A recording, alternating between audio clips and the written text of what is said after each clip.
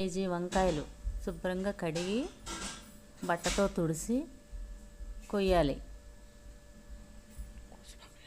కోసి ఒక గిన్నెలో వేసుకుని ఊరపెట్టాలి. కేజీకి పావుసేరు ఉప్పు తీసుకుని దాంట్లో కొంచెం ఉప్పు వేసి పసుపు వేసి ఊరబెట్టాలి. ఊరబెట్టాలి. మొత్తం కాయలన్నీ కోసుకొని ఊరబెట్టుకోవాలి. కోసిన రెండో రోజున ముక్కలన్నీ తీసుకొని చింతపండు కేజీకి పావు కిలో చింతపండు పెట్టుకుని ఊరబెట్టుకోవాలి. పెట్టిన తర్వాత ఆ ముక్కలు కూడా చింతపండు మీద పోసి మూడో రోజున మళ్ళీ ముక్కలన్నీ తీసి పక్కన పెట్టుకుని చింతపండు రోట్లో వేసుకుని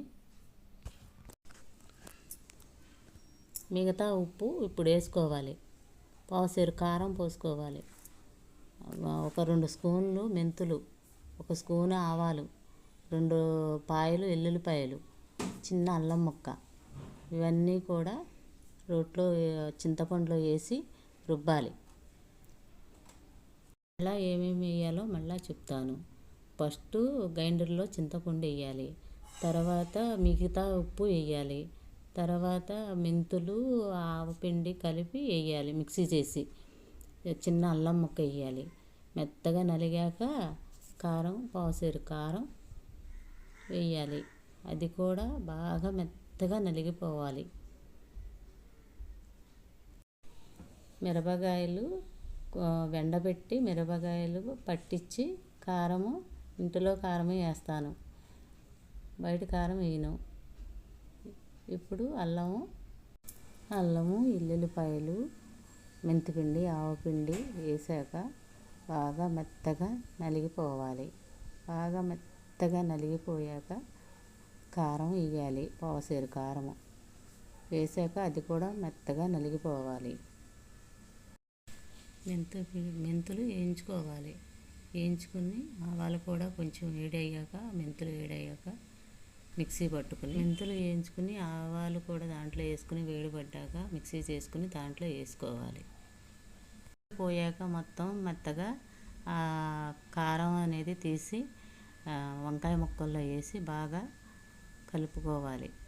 కలుపుకున్న తర్వాత బాగా కలిపిన తర్వాత అప్పుడు పొయ్యి మీద బాండీ పెట్టుకుని దాంట్లో నూనె పోసుకుని శనగపప్పు ఒక 100 గ్రాముల శనగపప్పు, కొంచెం ఒక 50 గ్రాముల సాయిపప్పు, ఎండుమిరపకాయలు, కరివేపాకు, ఆవాలు.